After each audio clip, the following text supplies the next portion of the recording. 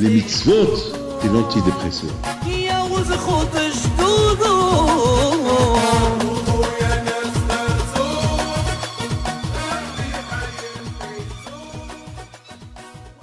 Beshot Merav Rabotai, avec la permission d'Hachem, je voudrais vous expliquer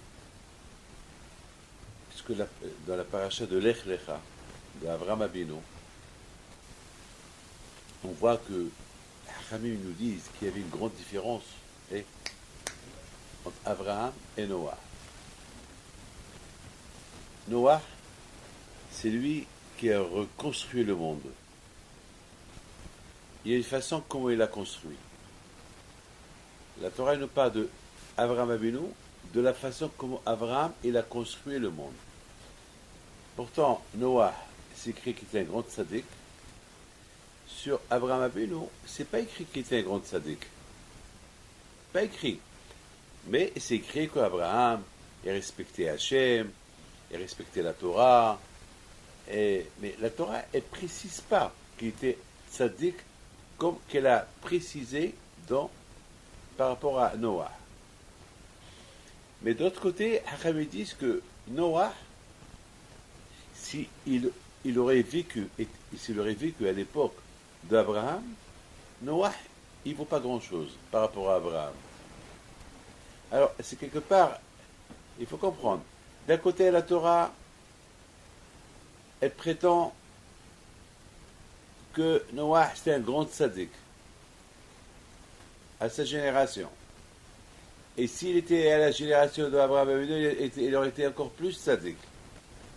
Et d'autre côté, on voit que lorsque la Torah, elle parle sur Abraham Avinu, la Torah, elle parle qu'Abraham Avinu, c'était un homme super, un homme bien, un homme qui écoute Hachem, un homme qui a résisté toutes les tentations, toutes les épreuves. Mais la Torah, elle ne dit pas qu'il était tzaddik. Et en plus, la Torah, elle dit que Noah était à son époque où il aurait été plus grand, où il aurait été rien du tout. Par rapport à Abraham, il n'était rien du tout. Alors,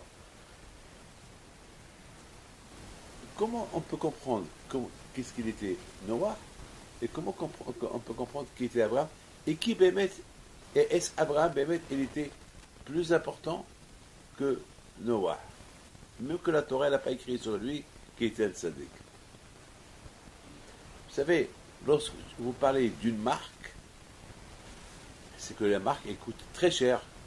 Mais si vous parlez d'une marque et on voit qu'elle coûte pas cher, il n'y a pas. Donc, d'un côté, tout le monde parle de cette marque. Donc, si tout le monde parle de cette marque, donc elle est chère. Mais lorsqu'on vient l'acheter, on voit qu'elle n'est pas chère. Donc, il y a un problème là. On dirait quelque chose. Par exemple, les Havdil. Lorsqu'on parle des Champs-Élysées, Champs-Élysées, c'est l'endroit le plus cher du monde. Là-bas, l'immobilier coûte très cher. Alors, vous imaginez, vous allez au plein Champs-Élysées, en face l'Arc de Triomphe, en face, je ne sais pas, la Tour Eiffel, et vous voyez là-bas un très bon magasin qui fait le coin, et il coûte rien du tout. C'est pas possible. Donc il y a un problème.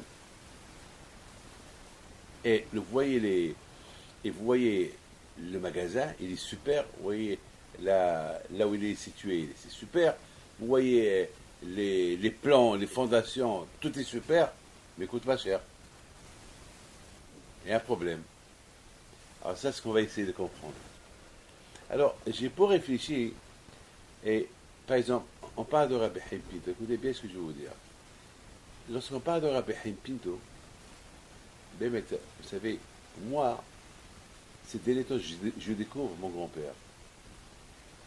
Vous savez, il y a un monsieur qui a donné, mon fils Rabbi Raphaël, il m'a raconté qu'il y a 2 semaines ou 3 semaines, il y a un Français qui essayait par tous les moyens de faire. Il paraît que ça fait 10 ans qu'il me cherche. Je ne sais pas comment il m'a cherché.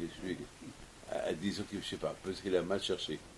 Alors, il a trouvé beaucoup de David Pinto, mais ce n'était pas le David Pinto qu'il cherchait. Et finalement, il est tombé sur mon fils, et on a dit c'est le fils de Rabbi David. Et puis, il lui dit, je voudrais bien vous voir, parce que moi je cherche votre père, mais c'est pareil. Alors, il a dit, mais mon père, il est à Paris. Mais effectivement, je n'étais pas à Paris, j'étais en Ukraine.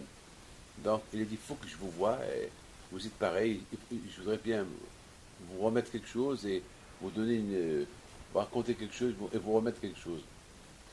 Et j'ai oublié le nom de ce monsieur-là, c'est mon fils qui connaît le monsieur, il a reçu. Il lui apporte une photo originale de Rabbi Haim Pinto. Une super photo. Une photo qu'il était entouré d'une vingtaine de personnes. J'ai jamais vu une photo de Rabbi Haim Pinto au milieu, assis, et tous les gens qui l'entourent, avec des enfants. Il n'y avait aucun là-bas qui avait une barbe. De ceux qui avaient la barbe, c'était Rabbi Haim Pinto. Le seul.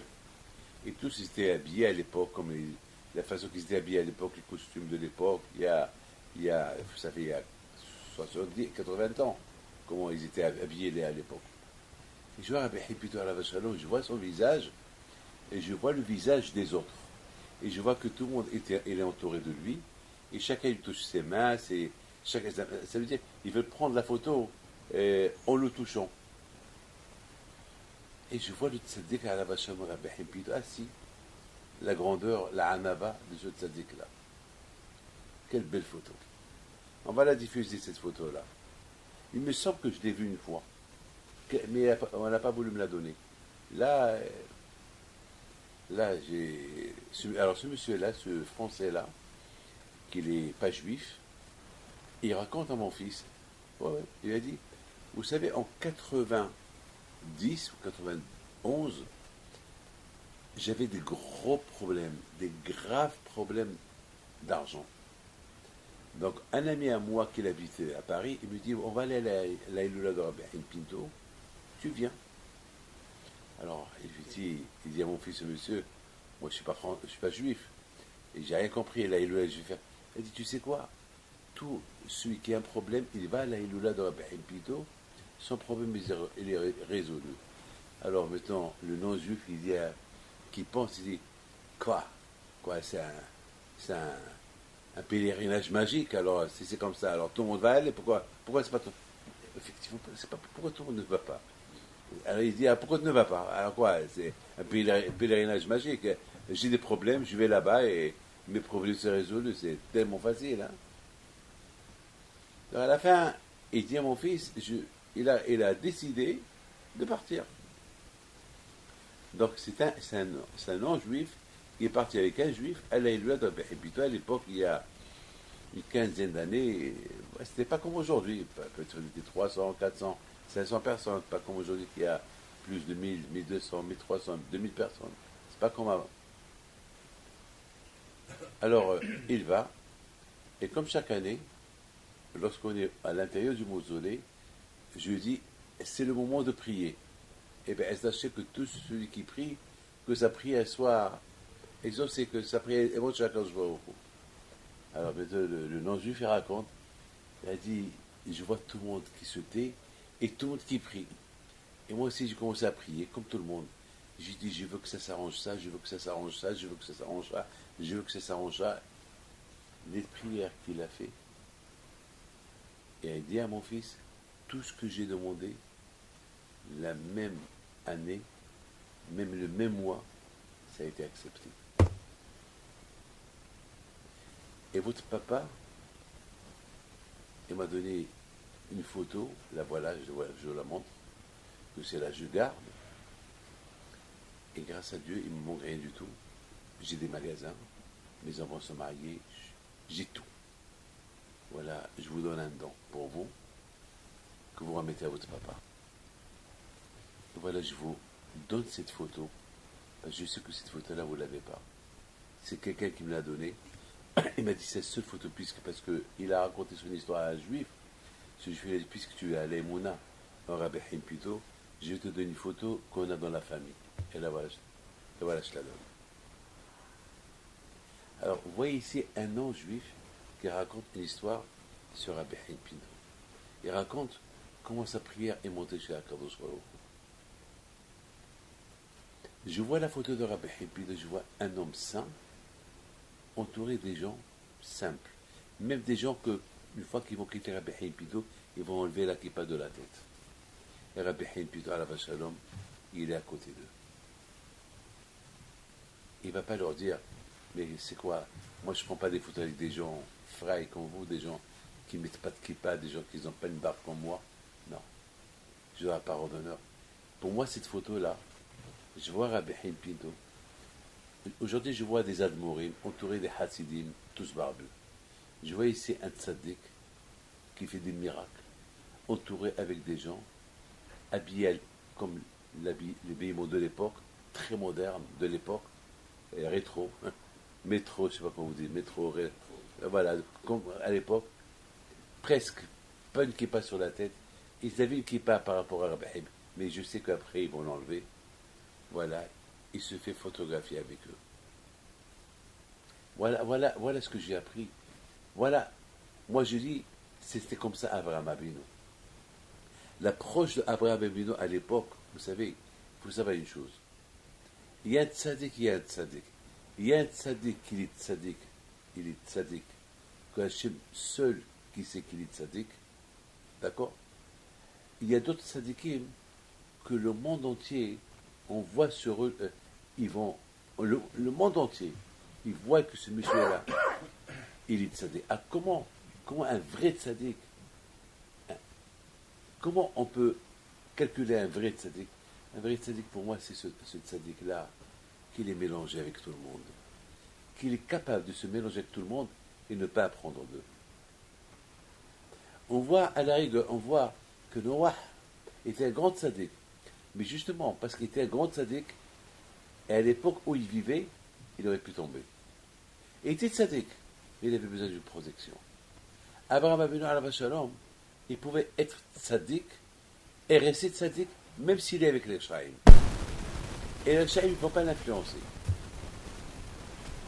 Moi, je vois dans cette photo de Rabbi Haim Pinto sa capacité. Vous savez, aujourd'hui, à notre époque aujourd'hui, c'est dur d'être juif et de surmonter les épreuves d'aujourd'hui. La technologie aujourd'hui, vous savez, vous prenez un téléphone, un iPhone aujourd'hui, dans ce téléphone-là, que Dieu préserve, il y a du tout. Vous savez que cette semaine, un monsieur là, il a, comme ça, il voit que sa femme, elle avait un cheveu sur un manteau. Il dit, mais ce cheveu-là, d'où il vient? Un cheveu un peu gris. Il dit, c'est pas de moi, puisque on ne s'est même pas enlacé. D'où ce cheveu gris vient? Comme ça de sa tête. Et voilà sa tête. Et lui a dit, va prendre le sac et prends son téléphone. Il prend le sac. Et là-bas, il voit les derniers textos que l'amant de sa femme, il lui envoie. Ah ben on a passé une bonne après-midi. C'est bien pour la belle après-midi qu'on a parlé. Et qu'est-ce qu'il lui dit? Il lui dit, ne fais pas des bêtises. Comme tu as fait la dernière fois, tu as laissé quelques cheveux sur des... Pour vous dire, un téléphone, aujourd'hui, je connais plein d'histoires. Je connais plein d'histoires, des histoires de téléphone. Les gens qui se font arrêter, attraper, les femmes d'un côté et les autres. Aujourd'hui, on vit dans une époque très dure, très très dure. Vous savez que moi, pourquoi je n'ai pas de iPhone? Pourquoi je n'ai pas de téléphone? J'ai rien du tout. Parce que je ne veux pas qu'on m'écrit des lettres. Je ne sais pas. Et après moi, si je commence, je ne sais pas. Beaucoup de fois, je peux écrire une lettre à quelqu'un et que ce quelqu'un, il va, je sais pas, il va mal la traduire, ou bien on peut écrire des lettres de mon nom. Comme ça, je ne connais pas écrire. J'ai pas d'iPhone, j'ai rien du tout. Aujourd'hui, j'entends trop de choses. La différence entre Abraham Avinu et Noah, c'est que Abraham Avinu était capable d'affronter un monde, lui contre tout le monde, et rester. C'est même pas la peine qu'on lui donne le titre de tzaddik. Il est tzaddik sans que tu lui dis que tu es tzaddik. Ben, mais je donne la parole d'honneur. Prenez la Gemara. Dans la Gemara, on parle de Rabbi Shimon bar Yochai. Pourquoi est-ce qu'on donne des titres à Rabbi Shimon? On l'appelle Rabbi Shimon bar Yochai. Aujourd'hui, un arabe, on lui dit Harab, Agaon, Tzaddik. Ah, il y a combien de titres que tu lui donnes? Et si tu dis, vous savez, beaucoup de fois, il y a beaucoup de rabbins qui ne sont pas contents lorsque tu leur dis, cher rabbin. Ils ne sont pas contents. Il faut que tu leur cries, cher tzaddik, gaon, génie, pam, pam, pam, pam, pam. Et s'il n'y a pas tous ces titres-là, alors ils ne vont pas te répondre. Il y a beaucoup de gens, dès qu'ils reçoivent une lettre, ils voient quel titre, c'était quoi le titre qu'ils lui ont donné avant de lire la lettre. Il est vrai que regardez, lorsqu'on parle de Aaron à Cohen, est-ce qu'on dit Rabbi Aaron, Aaron à Cohen, Abraham Abinu? Voilà, le titre, c'est lorsqu'il n'a pas de titre. Vous comprenez? C'est quoi le titre d'être tzaddik? Lorsque tzaddik, il se considère qu'il n'est encore rien du tout, il n'a pas de titre. Mais lorsque quelqu'un il cherche à avoir des titres, là, ça peut être un problème. Là, on voit que Noah, est un tzaddik Noah. Mais la Torah, elle écrit Noah ish tzaddik haya bedorotav. Je vous donne la parole d'honneur. Je vois, sur Noah, on donne un titre de ish tzaddik, il était un tzaddik, tamim, simple à sa génération. Et sur Abraham Abinu, on ne donne rien du tout. Pas de titre. Parce que Abraham Abinu, il ne cherchait pas des titres, première chose. Et deuxième chose, Abraham Abinu, son titre était lorsqu'il était avec des gens. C'est ça. Lui, son titre était les âmes qu'il a fait à Haran, les gens qu'il a rendus Bitshuva. C'est ça son titre. C'est pas de un titre personnel, qu'il est roi, qu'il est génie, qu'il est intelligent, qu'il est saint. Il n'a pas besoin de tout ça. Ce qu'il a besoin lui, c'est personnel, que je fais mon travail. C'est comme mon travail que je fais, je rends les gens dans la Torah. Voilà. Et tant que je n'ai pas fini mon travail, je n'ai pas de titre. Abraham, il cherchait la shlimut. Il cherchait la perfection. Eh bien, tant qu'il est vivant et qu'il n'a pas encore terminé son travail, donc il n'a pas de titre. Mon titre, après la mort. Mais je suis encore vivant. La Torah, elle parle de Noah. C'est-à-dire, c'est vrai. Noah était tzaddik. Mais étant donné que Noah, il ne cherchait pas les gens à les rendre dans la Teshuvah, donc la Torah lui a donné son titre personnel, ce qu'il était à lui. Mais pas par rapport aux autres. Parce que pour lui, il est arrivé à la perfection. C'est-à-dire, voilà, je suis là.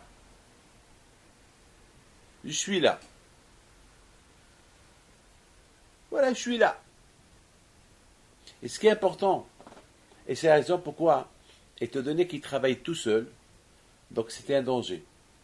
Il pouvait tomber. Parce qu'il n'a pas l'expérience d'affronter le monde. Quelqu'un qui n'a pas l'expérience d'affronter le monde d'aujourd'hui, il faut qu'il fasse attention là où il va. Parce que là où il va, s'il ne fait pas attention là où il va, il peut tomber dans l'influence de l'environnement. Abraham Abinu alav shalom, il a acquis son propre expérience. Je voudrais vous dire quelque chose. Maintenant, on a compris pourquoi Abraham Abinu alav shalom, sa grandeur était que je ne suis pas arrivé à la perfection. Et puis, je n'ai pas encore fini mon travail. Puis, je n'ai pas fini mon travail, il ne me donne pas de titre. Je ne cherche pas de titre, je n'ai pas fini. Et là aussi, si tous les tzadikim du Talmud, on ne leur a pas donné un titre, parce que eux, ils se basent sur la chose. Eux aussi, ils sont comme Abraham Abinu. Étant donné que maintenant, on a donné des halachot, et maintenant, les générations à venir, ils vont apprendre de nous. Alors, tant qu'ils n'ont pas appris de nous, on ne s'appelle que le Rava, on ne s'appelle que Abaye, on ne s'appelle que Ravashi, on ne s'appelle que Rabbi Shimon, on n'a pas de titre. Parce que pour eux, le travail, c'est pour l'avenir. Donc, tant que l'avenir n'a pas encore conçu ce qu'eux, ils ont fait, donc ils sont rien. Comme par exemple, quelqu'un, un grand savant, si on n'a pas réalisé qu'est-ce qu'il a fait, pour le monde, il n'est pas un savant. Peut-être il est un savant pour lui, mais pas pour nous. Pour nous, c'est une savonnette. Il n'a rien du tout. Mais une fois qu'on découvre ce qu'il était, c'était un savant. C'est maintenant qu'on réalise qui était Abraham. C'est maintenant. quand elle lit ce qui est Abraham Avinu à la Vacham. Maintenant, on comprend une chose. Je voudrais vous dire quelque chose. Et maintenant, on comprend pourquoi Abraham et Noah, elle lui donne un titre, parce que c'est ce qu'il était. C'est ce qu'il était. Il était un tzaddik. Il était un tzaddik, c'est vrai, il était un tzaddik. Mais il était un tzaddik que pour lui seul. Donc, il voulait arriver à la perfection sans rien. Et la preuve, Hakamim dit, la preuve que on n'a pas vu que Noah, il a sauvé sa génération. Il n'a pas sauvé sa génération. Il aurait pu prier pour eux. Et il a sauvé sa peau. Donc ça veut dire qu'il était un monsieur personnel. Et il était très. C'est pour ça qu'on dit Noah Ish Tzadik Haya Bedorota. C'est le seul unique dans sa génération. Il était trop personnel. Alors qu'Abraham n'était pas personnel du tout. Abraham c'était un homme public. Un homme pour tout le monde. Un homme qui n'a pas encore. Ne me donnez pas de titre parce que j'ai pas encore réussi à. Je suis pas encore arrivé à mon travail. Je ne sais pas encore fini. Allez, laissez-moi travailler. Maintenant, ce que je voulais vous dire, c'est que Hachamim, ils sont super Hachamim. Hachamim, ils disent que Abraham et Noah, une fois on dit qu'il était Ish Tzadik, et une fois on dit il était Isha Adama, l'homme de la terre. Écoutez bien. Hachamim dit, c'est écrit dans la Torah de la parasha demain, que lorsque Noah est sorti de la Teva, de la grotte, de la Teva, de l'arche, il voit un monde détruit après le déluge. Il voit un monde détruit. Il regarde, il commence à pleurer. Il dit, pourquoi tu pleures? J'ai dit, mais regarde quel monde je vois. Il voyait des corps suspendus. Des millions de personnes sont mortes. Le déluge. Le monde s'est noyé dans l'eau. Le monde s'est... Vous savez, j'ai posé une question à quelqu'un cette semaine. Je lui ai dit, pourquoi quand je crois qu'il n'a pas dit à Noah, va dans une île? Pourquoi faire l'arche? Et pourquoi il n'a pas dit, va dans une île? Et reste là-bas. Pourquoi? Et Hachem, il détruit le monde avec l'eau. Va dans une île et reste là-bas. Vous avez compris? Il y avait, je sais pas, Chypre, je sais pas moi. Il aurait pu, lui et sa femme et ses gosses, des aigles qui viennent, il monte sur les aigles, vous savez, ou bien dans une île. Et après, je crois qu'il va faire des miracles, tous les animaux qui doivent vivre, eux aussi vont partir là-bas dans l'île, et tous les animaux qui... Et Hachem va détruire son monde avec le déluge, et il fait le mikvé, etc. Pourquoi? N'oubliez pas que Hachamim disent que la terre d'Israël a été épargnée. Hein. La terre d'Israël, il n'y a pas eu de déluge en Israël. Tu savais ça? Il n'y avait pas de déluge. Donc pourquoi il n'a pas dit va en Israël? Va là-bas en Israël. Et là-bas, tu restes là-bas. Et Hachem, il va donner l'intelligence aux animaux. Tous les animaux qui n'ont pas fauté, ils vont là-bas et point final. Et j'ai réfléchi, j'ai dit qu'Hachem, il voulait vraiment que Noah, il voit le déluge. Il voulait Hachem que Noah, il voit l'eau. Et Hachem a voulu qu'il voit les gens être punis. Hachem a voulu que Noah, il voit. Il entendait de l'eau qui tombait sur de l'eau chaude qui tombait sur la Teva. Et la Teva qui bouge.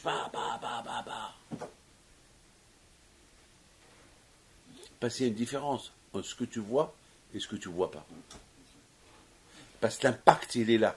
Hachem, il a voulu que Noah, il a un impact, lui, ses enfants, ce qu'ils vont voir. Pour les générations. On a vu. Papa, il a vu, mon grand-père, il a vu. Mon arrière-grand-père, il a vu. Les générations vont parler de ça. L'impact. Une fois, Abraham Avinu rencontre Noah, Shem, le fils à Noah. Il dit, quelles zéroutes vous avez eues pour rester vivant dans la Théba? Il faut un mérite. Quoi, tout le monde meurt et vous ne mourrez pas? Par quel mérite? Bien question.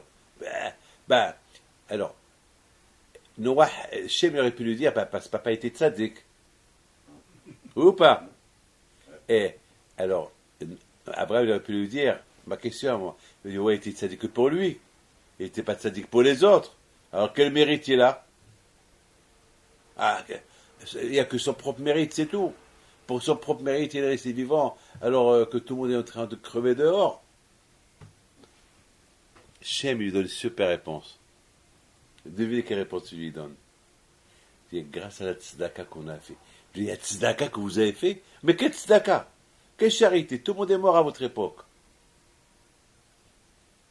Quelle tzedaka vous avez fait? Et en plus, vous étiez dans la teva, dans l'arche. Et à l'arche, quelle tzedaka il y a? Il dit, parce qu'on donnait le manger aux animaux. C'est donner le manger à un animal, c'est de la tzedaka.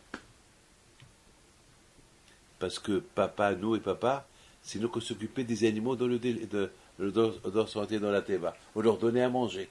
C'est-à-dire, tu vois un chien et qu'il a faim, il faut lui donner à manger. Tu vois un chat qui a faim, tu lui donnes à manger. Il y a un grand tzaddik qui s'appelle Rabbi Eliyahu Lopian.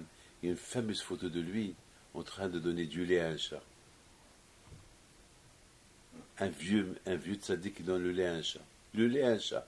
Parce que le chat elle attendait des bébés. Il lui a donné du lait. Ça veut dire que c'est donner. C'est pour ça qu'on n'a pas le droit d'avoir des animaux à la maison. Pourquoi? Parce que s'ils ont faim, tu ne sais pas qu'ils ont faim. Et lorsqu'ils ont faim, ils t'insultent. Ils insultent. C'est mieux qu'ils sont dehors, en liberté, et qu'ils cherchent leur manger, que de ne pas leur donner à manger. C'est chaud chez toi, il faut leur donner. Mais de l'autre côté, il paraît qu'il ne faut pas trop leur donner. Mais tu ne sais pas quand est-ce qu'ils ont faim. Et lorsqu'ils ont faim, ils insultent.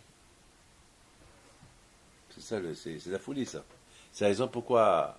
C'est pour ça qu'il faut le manger en abondance. Ben, voilà pour vous dire. Voilà. De l'autre côté, c'est dangereux pour eux. C'est pour ça que c'est mieux qu'ils cherchent. C'est pour ça. Ah, maintenant, vous comprenez maintenant. Alors, Abraham Abino s'est écouté ça, il a dit, si grâce aux animaux, ils sont restés vivants, alors moi, Abraham, si je fais la tzedaka avec les hommes, quels zéchot je vais avoir? Regardez-moi ça. Alors écoutez bien. Ah, maintenant, en racontant ce qu'on avait, parce que vous savez, je peux beaucoup m'étaler, alors je ne veux pas plutôt m'étaler. Ah, maintenant, on continue ce qu'on a dit. Ici, alors lorsque Noah il est sorti dehors, vous avez compris pourquoi Hachem il a voulu que Noah il soit dans la teva. Pour qu'il voie, pour que ses enfants ils voient la punition de l'époque du déluge. Pour qu'ils soient un témoin, voilà ce qu'ils ont vu. Noah il voit des corps, il voit, waouh, il commence à pleurer. Il dit, pourquoi tu pleures? Il dit, regarde, je vois un monde qui est détruit. Et Akash lui dit, ah, mais pourquoi tu n'as pas pensé à ça avant? Mais avant, je t'avais dit avant. Avant, je t'avais dit que je vais détruire le monde.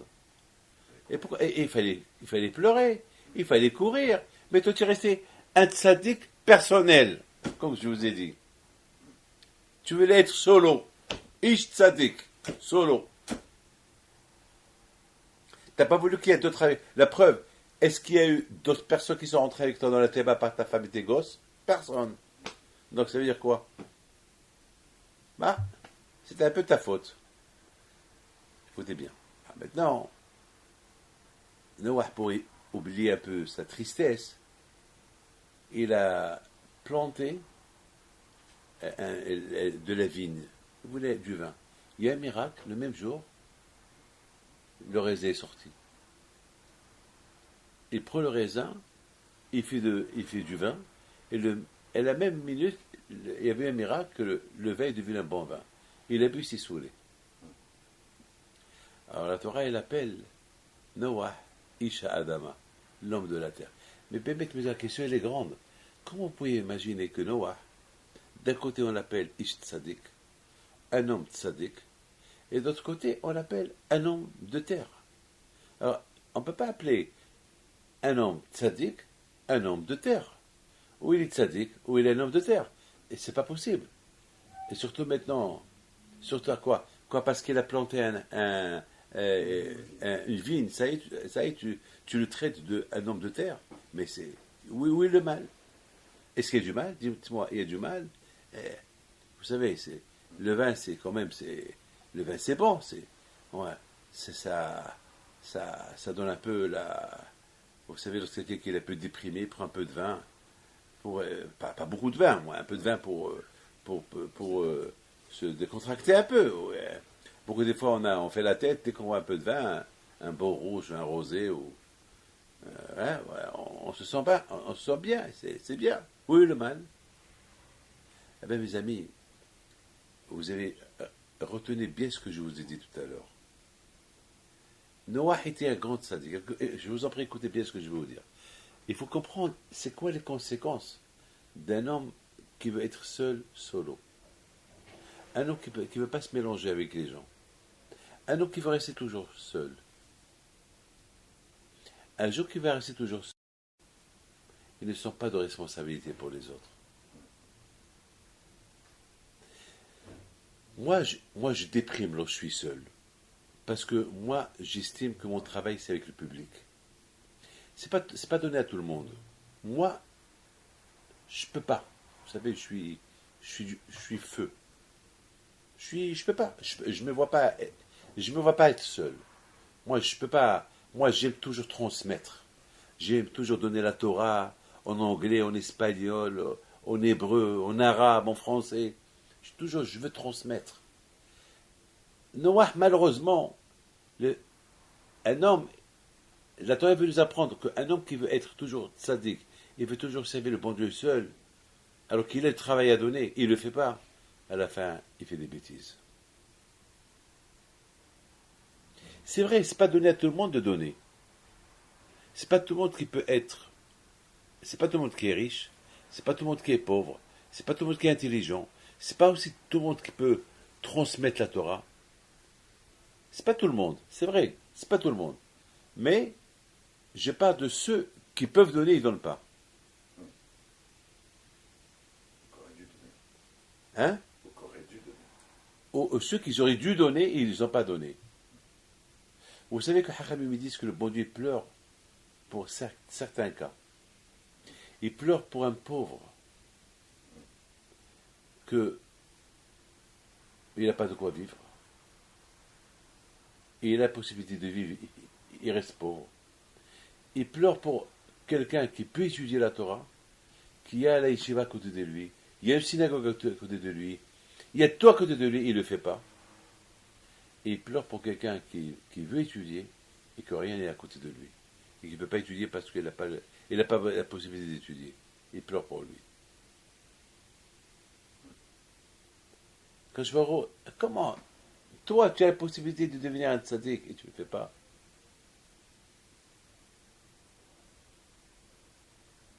Il y a ceux qui veulent devenir des tzaddikim, mais ils n'ont pas la possibilité. Il y a la peine pour eux. Je vous donne la parole d'honneur. Mais vous comprenez pourquoi. La Torah, elle nous parle de Noah. On lui donne des titres. Il est tzaddik. Il était seul. Il pouvait donner. Il pouvait. D'ailleurs, quand je lui a dit, lorsque lui a dit construire la Teva, il aurait pu crier, il aurait pu faire beaucoup de marketing, publicité, il aurait pu faire beaucoup de publicité. Faites tes chevaux, papa. Il n'a pas fait, il n'a rien fait. Il n'a même pas pleuré. Une fois que le monde a été détruit, c'est là qu'il a commencé à pleurer. Mais pourquoi tu n'as pas imaginé ce qui va se passer dans quelques temps? Et si tu aurais vécu cette idée-là, peut-être tu aurais pu faire quelque chose. Et tu n'as pas fait. Alors un homme qui peut faire et ne fait pas, alors à la fin, il fait n'importe quoi. Il devient un homme de terre. Et non seulement il devenait un homme de terre, mais il s'est saoulé. Tu avais besoin de se saouler. Ok, tu as fait du vin, fais-le. Bois un verre. Pourquoi se saouler? Tu sais pourquoi il s'est saoulé? Il l'a reconnu. Il a reconnu son erreur. Ah, j'aurais pu faire, j'ai pas fait. Et c'était dur pour lui, cette idée-là. Ah, j'aurais pu faire, j'ai pas fait. J'aurais pu faire. J'aurais pu rendre beaucoup de gens. Peut-être j'aurais pu éviter le déluge, et je ne l'ai pas fait. Et pourtant, la Torah me donne des titres. Et je n'aimais pas. J'ai préservé ces titres pour moi personnel. Et, dommage. Je vous dis quelque chose. C'est qui le riche? Vous savez ce que le riche? Le riche. Et maintenant, chacun. Et c'est qui le pauvre? Et c'est qui le riche? Alors, il y a Pirkei Avot qui dit que le riche, c'est celui qui se satisfait de ce que le bon Dieu lui a donné. C'est ça le riche. C'est pas le riche, celui qui se sent qu'il est riche, Parce que si vraiment il se sent qu'il est riche, il va pas, il va jamais, c'est jamais assez pour lui. Il veut encore, il veut encore, il veut encore, il veut encore. C'est quoi le riche? Eh ben, le riche, c'est ce que j'ai, c'est ça ma richesse. Et ce qui est le pauvre, lui aussi, c'est Hachem qui veut que je suis pauvre. Qu'il est content de s'en sort.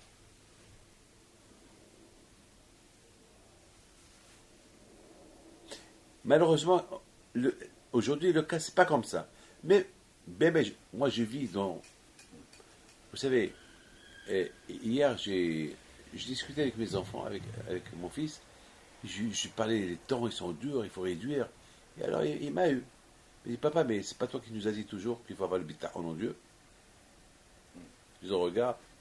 Je lui dis, mais ça va, mais je sais, mais papa, tu nous as dit, il faut avoir le bitachon en Dieu. Il m'a eu. Je n'avais pas de réponse. Je lui dis, t'as raison. Voilà, oublie ce que je t'ai dit. Non, les temps, ils sont pas durs. Allez, va. Allez, vivons, les temps, ils sont pas durs. Allez, c'est bon. Entre vous et moi, on se plaint. On dit toujours les temps sont durs, sont durs, sont durs. Et chaque année, je reviens Shiva. Alors quoi? Il y a un problème là. D'un côté, les temps sont durs. Au lieu de réduire, j'ajoute. Au lieu de réduire, j'ajoute les frais. Alors, où ça? Eh bien, justement, c'est ça l'homme. L'homme, jamais il est satisfait. Vraiment, ou que ce soit dans le spirituel, il n'est jamais satisfait, ou dans le matériel, il n'est jamais satisfait. Maintenant, on voit Abraham, Abino. C'est ce qui fait avancer aussi. Oui, bien sûr, c'est ça ce qui fait avancer. Et il faut bien mettre, il faut, vous savez, même dans la Torah, on n'est jamais, c'est ce que je voulais vous dire maintenant. Chez Abraham, Abino, alav shalom,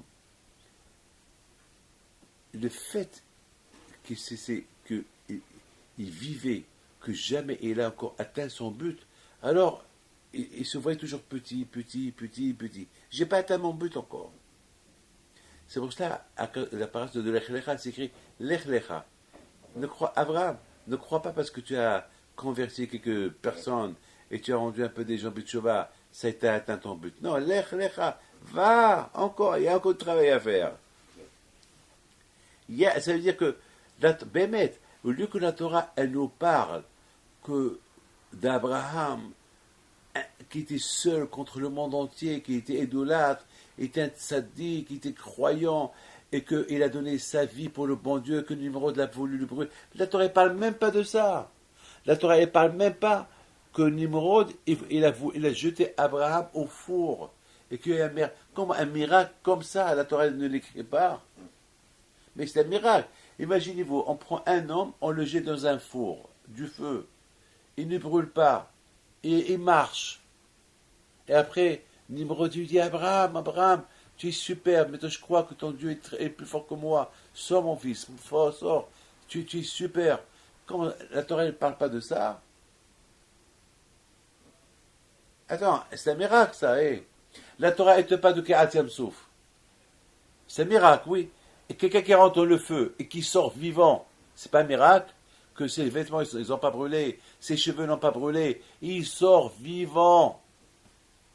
Pourquoi la Torah ne te parle pas de ça? La Torah ne te parle des 10 plaies qui est en Égypte. Mais pas de ça aussi. Non, parce que ça c'est que le début. Abraham il n'a pas voulu avoir un titre déjà par rapport à ce miracle. Ah, s'il a eu ce miracle, c'est un grand tzaddik. Non.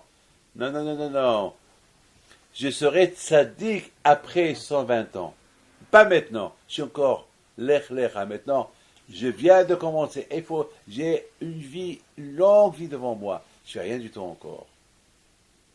Alors que Noah, il fait que Noah, il travaille que pour soi-même, que pour lui. Donc, personnellement, Beofat Ishi était tzaddik. Mais, alors qu'il est solo, tzaddik, c'est-à-dire quelqu'un qui est toujours individuel, et tzaddik individuel, un jour il aura une épreuve, il peut tomber. C'est pour cela, mes amis, on a vu que Noah, Hachem le protégeait, parce qu'il travaillait seul. Et un homme qui travaille ça, Hachem s'est dit, il travaille tout seul pour lui-même, et si je ne l'aide pas, il risque d'être influencé et tomber. Donc c'est la fin du monde. Il faut que je l'aide. Allez, Noah, tu ne peux pas rester avec eux, il faut que tu rentres dans une théba. Occupe-toi. Hachem lui a donné une occupation. Occupe-toi, pour ne pas qu'il reste mélangé avec les gens. Allez, occupe-toi. Il lui a donné une occupation. C'est comme quelqu'un qui, pour ne pas qu'il déprime, tu lui donnes une occupation. Ou quelqu'un qui sort trop, il fait des bêtises, tu lui donnes une occupation pour qu'il oublie un peu ses bêtises. Quand il a donné une occupation à Noah, laquelle elle construit une théba, construit l'arche. Construit l'arche, une fois qu'elle a construit, elle rentre dedans, il a fait le déluge, et maintenant il est tout seul, il n'y a personne. Allez, maintenant tu peux commencer tout seul. Mais fais gaffe. Ne travaille pas solo. Sache que si tu travailles solo, si tu restes tzaddik seul, tes enfants vont apprendre de toi. Encore, ça va être la fin du monde encore. Il faut être mélangé. Il faut apporter. Il faut montrer la voie d'Hachem. Il faut apprendre la voie d'Hachem aux autres. Comme cette belle photo de Rabbi Pido. Ben, mais, et il dit, dommage, je ne l'ai pas avec moi. J'aurais dû la faire. Je vais dire à mon fils qui me l'envoie. Une belle photo de Rabbi Pido. Il y avait presque, je ne sais pas, 10, 15, 20 personnes autour de lui.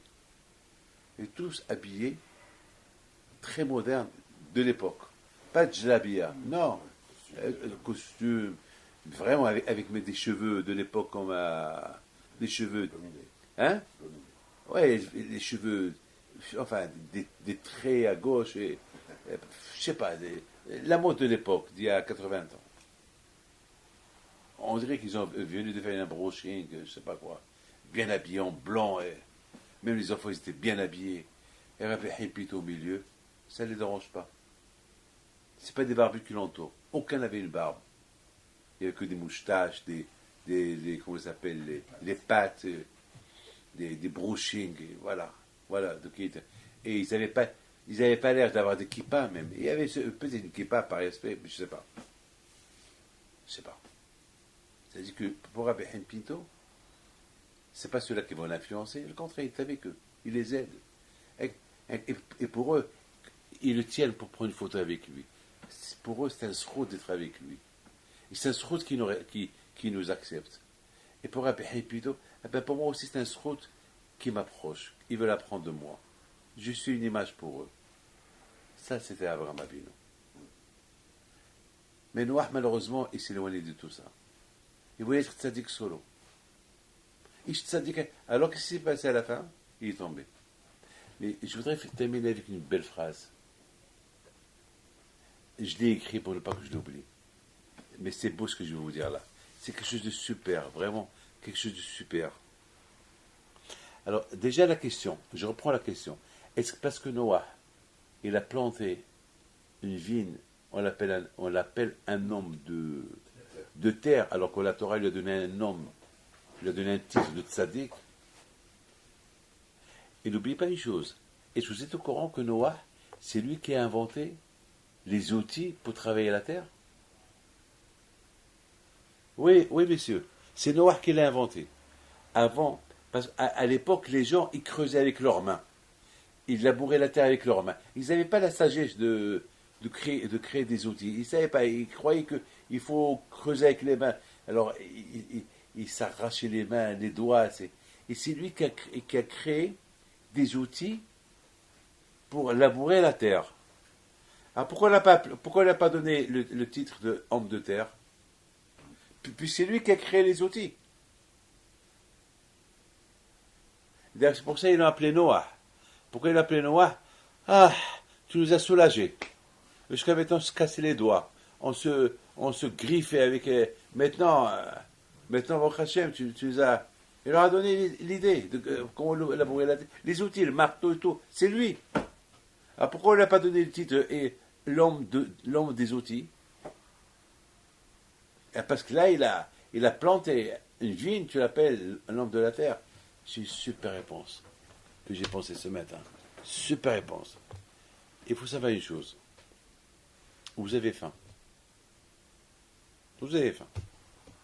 Qu'est-ce que vous faites? Vous mangez. Ou pas?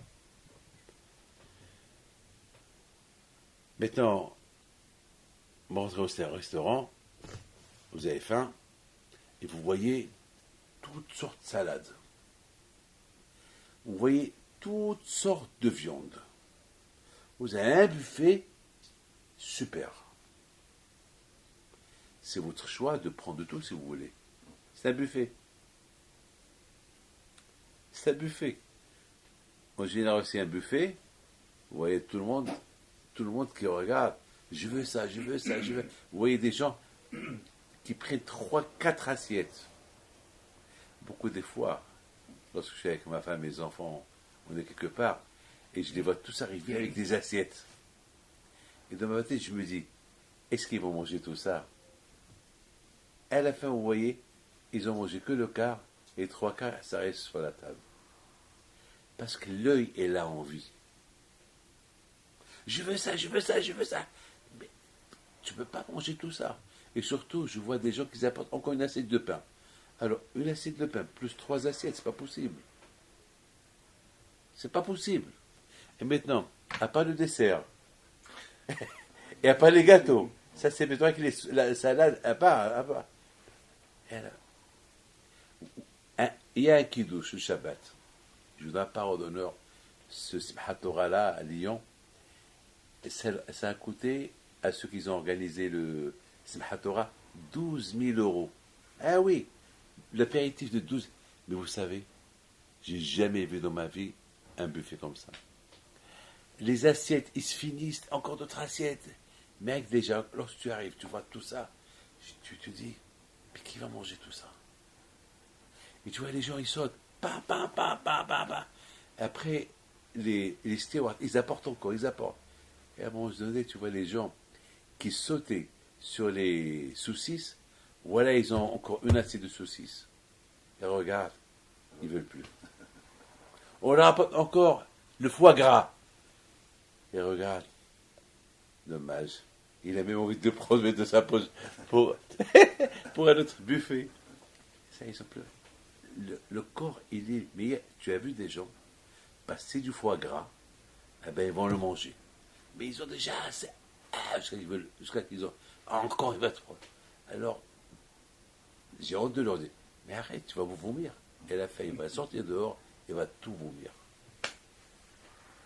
Parce que le corps, il peut pas. Il a une limite, le corps. Lorsque tu dépasses la limite, tu vomis.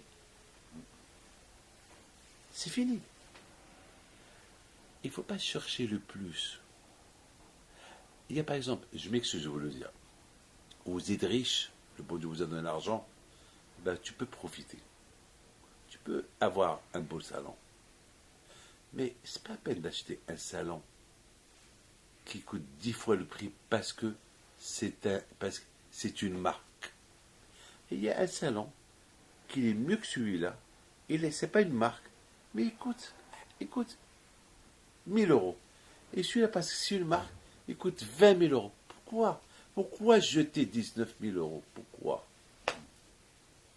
C'est du gâchis haram. Pourquoi? Il y a quelqu'un qui a acheté une Porsche. Je lui dis, mais pourquoi tu as acheté cette Porsche? Tu ne gagnes même pas de quoi vivre. Il m'a dit, parce que j'ai des amis qui ont des Porsche, j'ai des amis qui ont... c'est mes amis, je suis obligé. Je lui dis, mais t'es fou, eux ils ont de l'argent, toi tu n'as pas d'argent. Pourquoi tu fais ça? Et à la fin de la histoire, il a tout perdu. Il a pris la Porsche, il est à la rue là. Il a tout perdu. Pourquoi? Achète-toi une petite voiture. Profite. Tu montes avec tes amis dans la voiture. Pourquoi il faut que tu ailles? Monte avec eux. Il faut savoir une chose. Ne sois pas un homme qui veut réussir, qui ne cherche pas le plus. Noah, tu es sadique. Très bien. Tu as travaillé solo ta vie. Très bien. Tu as compris la leçon. Que parce que tu as travaillé solo toute ta vie pour être sadique, tu n'as pas aidé les autres, ils sont morts. Mais toi, tu es sorti de la Teva. Alors, apprends des erreurs d'avant. Maintenant que tu es sorti, d'accord, tu es déprimé parce que tu n'as pas fait assez avant. D'accord, c'est pour ça que tu as fait une vigne pour boire du vin. Très bien. Ah, bois un peu. Bois un peu. Pourquoi tu bois trop? Pourquoi le plus?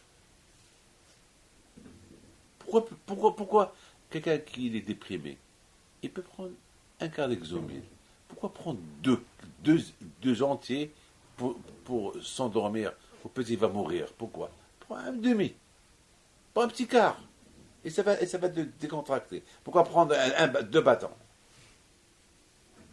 Comme quelqu'un, il vient chez moi drogué comme ça. Il m'a dit, Rabbi David, j'ai pris un exomil. J'ai dit, ouais, j'ai pris, mais il n'aimait pas parler. Je dis, pourquoi tu as pris un? Ben parce que j'arrive pas à vivre. Je suis pas bien. Mais prends un quart. Et tu vas être moyen. Prends un demi. Pourquoi un bâton? Alors va au lit. Va dormir. Non, il va rester réveillé. Non, parce que je veux voir. Mais je dis, tu vois, là, tu veux me voir, mais tu sais même pas quoi me dire. Ça, c'est l'erreur de Noah. Celui qui cherche le plus. L'excès. Hein? L'excès. L'excès. À l'excès, voilà. L'excès. T'es sadique. Alors, modérément, c'est pas la paix de. Ne cherche pas. C'est ça, Abraham Abin. Abraham Abin, alayhi shalom. Lorsqu'un homme, il cherche l'excès, il devient un homme de terre. Il devient. Voilà. Il a voulu prendre plus. Attends, tu veux te décontracter? Très bien. Pourquoi prendre plus?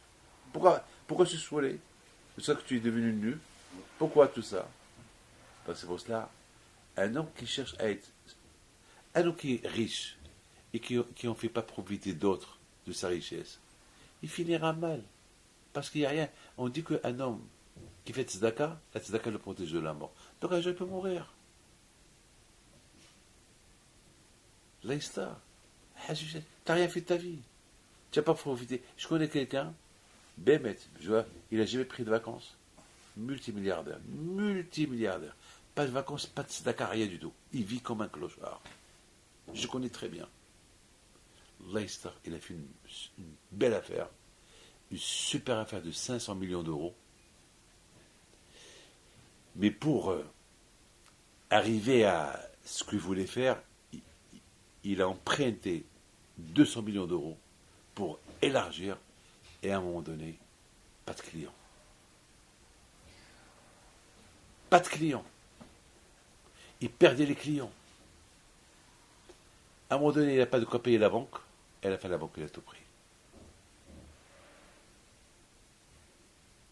Tout perdu. Tout perdu.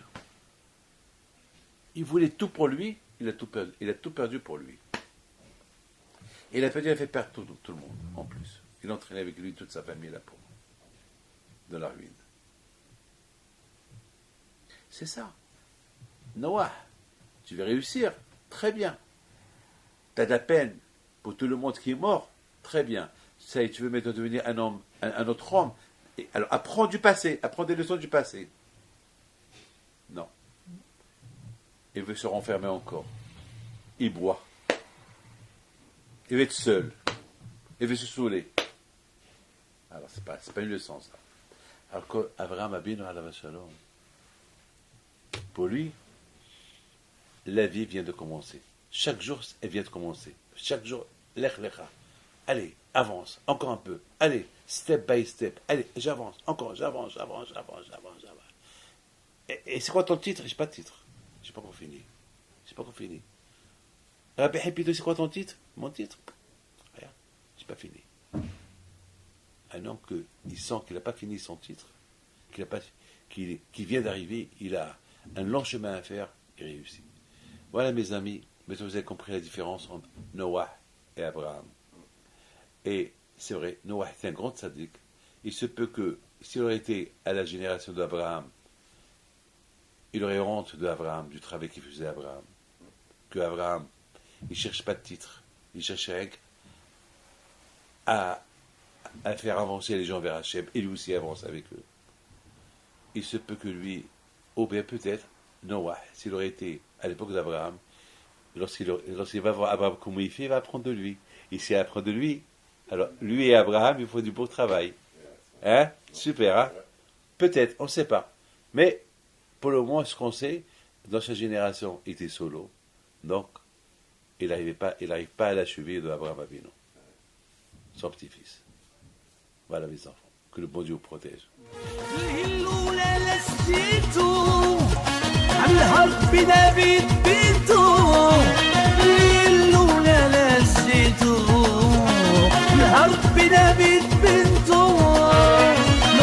العيالات صغرتو